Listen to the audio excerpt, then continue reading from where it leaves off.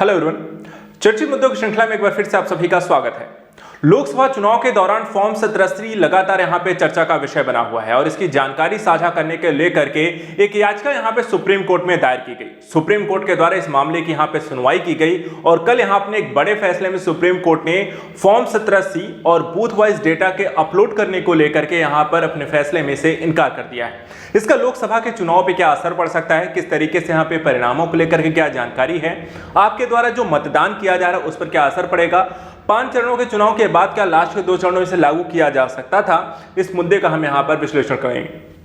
साथ ही समझने का प्रयास करते हैं कि फॉर्म 17 क्या होता है और इसमें किस तरीके की जानकारी होती है और इसे यहाँ पर इलेक्शन कमीशन क्यों साझा नहीं करता है। सबसे पहले यहाँ पे देखिए जो फैसला है उस पर नजर डालते हैं। सुप्रीम कोर्ट ने अपने फैसले में कहा क्या है, तो यहाँ पे देखिए जानकारी जो कही गई है। सुप्रीम कोर्ट ने अपने डिसीजन में यहाँ पर कहा कि देखिए चुनाव आयोग के पास जो है उनकी अपनी वेबसाइट पर जो डेटा यहाँ पे अपलोड करने की बात की गई है कि 48 घंटे के अंदर जब भी चुनाव जहां पर भी हो रहा है, जिस भी बूथ में हो रहा है, जिस भी फेज में हो रहा है, तो बूथ वाइज डेटा को अपलोड करना, जो भी उनकी वोटिंग हुई है, कितनी वोटिंग हुई है, साथ ही फॉर्म 17 का डेटा अपलोड करने के निर्देश देने से यहां पे इनकार कर दिया है। याचिका दायर की गई थी इसका डेटा यहां पे अपलोड किया जाए, लेकिन सुप्रीम कोर्ट ने यहां पे मना कर दिया। पीछे रीजन भी कहा कि देखिए यहां पे जो याचिका दायर की गई थी इसमें यहां पे टीएमसी नेता महुआ मोइत्रा, कांग्रेस नेता पवन खेड़ा और NGO association for democratic reforms यानी कि एडिया ने ये याचिका लगाई थी। इस मामले की सुनवाई जो है जस्टिस दीपांकर दत्ता और जस्टिस सतीश चंद्र शर्मा की यहां पर बेंच के द्वारा की जा रही थी और लोकसभा चुनाव के देखा जाए 5 फेज की वोटिंग हो चुकी है और इस संदर्भ में बेंच यहां पर अपने डिसीजन में ये कहती है कि अब सिर्फ 2 फेज की वोटिंग बाकी है। ऐसे में डेटा अपलोडिंग के लिए मैन पावर जुटाना चुनाव आयोग के लिए यहां पे समस्या हो सकती है और चुनाव के बाद यहां पे रेगुलर बेंच जो है इस मामले को यहां पर देखेगी कि आगे यहां पर क्या किया जा सकता है। लेकिन फिलहाल यहां पर लोकसभा चुनाव के दौरान इस डेटा को अपलोड करने के लिए चुनाव आयोग के पास इतना मैन पावर नहीं है और यहां पर उन्हें इस वक्तव्य में इसको साथ साथ है।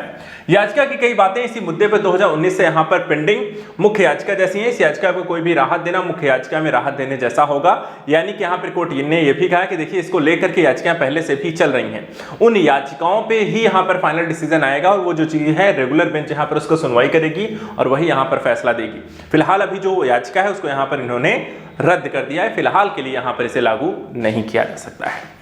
आगे यहां पे देखें इसको लेकर के क्या जानकारी है, फॉर्म 17 या बूथ वाइज डेटा को अपलोड करने को लेकर याचिका लगाई क्यों गई थी। तो यहां पे देखिए मुद्दा क्या है। देखिए वोटिंग प्रतिशत में फर्क आने पर यह याचिका लगाई गई थी। कई जगह ऐसे मुद्दे आए कि वोटिंग के दौरान या जिस दिन वोटिंग हो रही है उस दिन यहां पर डेटा कुछ और आ रहा है और 1-2 दिन बाद जब यहां पर चुनाव आयोग जो है डेटा बता रहा है तो उसमें यहां पर कुछ बढ़ करके आपको वोट प्रतिशत दिखाई दे रहे हैं। चुनाव शुरू होने के बाद वोटिंग के दिन आयोग जो है वोटर टर्नआउट जारी यहां पर करता है। इसके कुछ दिन बाद यहां पर इस फेज के फाइनल डेटा को यहां पर जारी किया जाता है। कांग्रेस, एडीआर और तृणमूल ने दोनों डेटा में अंतर आने के बाद से सवाल उठाए और सुप्रीम कोर्ट में यहां पे याचिका लगाई कि यह अंतर क्यों आ रहा है। याचिका के मुताबिक चुनाव आयोग ने 19 अप्रैल को पहले चरण के मतदान के 11 दिन बाद और 26 अप्रैल को दूसरे चरण के मतदान के 4 दिन बाद 30 अप्रैल को फाइनल यहां पे वोटिंग परसेंटेज जारी किया था और जिसमें दोनों में ही यहां पे एक अंतर देखने को मिला था। इसमें वोटिंग के दिन शुरुआती आंकड़े के मुकाबले वोटिंग परसेंटेज जो है 5 से 6% ज्यादा दिखाई दे रहा है, यानी कि अगर 50% यहां पे वोट पड़ा है तो यहां पे जब फाइनल डेटा जारी किया है तो 55% 56% दिखाई दे रहा है, जो कि यहां पे एक अंतर के रूप में आरोप लगाए गए कि क्या यहां पे धांधली किसी तरीके के वोटों में हो रही है।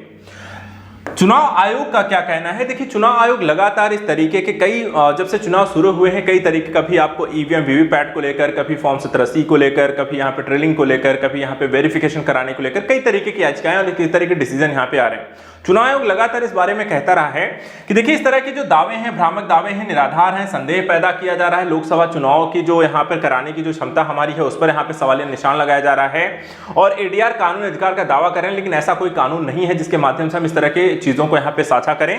तो हम यहाँ पर इसे साझा नहीं कर रहे हैं, बल्कि ये एक तरीके से चुनाव की प्रक्रिया को लेकर के यहाँ पर सवालिया निशान उठाया जा रहा है, भ्रामक जानकारी यहाँ पर लोगों के बीच दिया जा रहा है। इस तरह की चीजें नहीं की जानी चाहिए। अब दूसरा मुद्दा यहां पर कुछ चीजें और समझ लीजिए। चुनाव आयोग के संदर्भ में चुनाव आयोग 22 मई को दिए हलफनामे में यहां पर 3 बातें कही थी जो कि इस मुद्दे से जुड़ी हुई हैं। एडीआर ने सुप्रीम कोर्ट से मांग की थी कि चुनाव आयोग मतदान होने के 48 घंटे के अंदर हर एक पोलिंग बूथ जहां पर भी मतदान हुआ है उनके वोटों का आंकड़ा जारी करे। साथ ही एडीआर ने याचिका में फॉर्म 17C की स्कैन हुई कॉपी चुनाव आयोग की वेबसाइट पर यहां पे अपलोड करने की भी बात की। और 17 मई को सुप्रीम कोर्ट ने चुनाव आयोग से जब जवाब मांगा था तो चुनाव आयोग ने 3 चीजों के आधार पर इस तरीके का डेटा ना शेयर करने के संदर्भ में बातें कही। पहला, चुनाव आयोग कहता है कि सुप्रीम कोर्ट में दाखिल एफिडेविट में कहा है कि फॉर्म जो 17C है हर मतदान केंद्र में डाले गए वोटों के रिकॉर्ड के आधार पर वोटिंग डेटा का खुलासा करने से मतदाताओं के बीच यहां पे भ्रम पैदा हो सकता है। क्यों? क्योंकि इसमें बैलेट पेपर की गिनती भी यहां पर आपको शामिल होती है और इससे समस्या हो सकती है। दूसरा,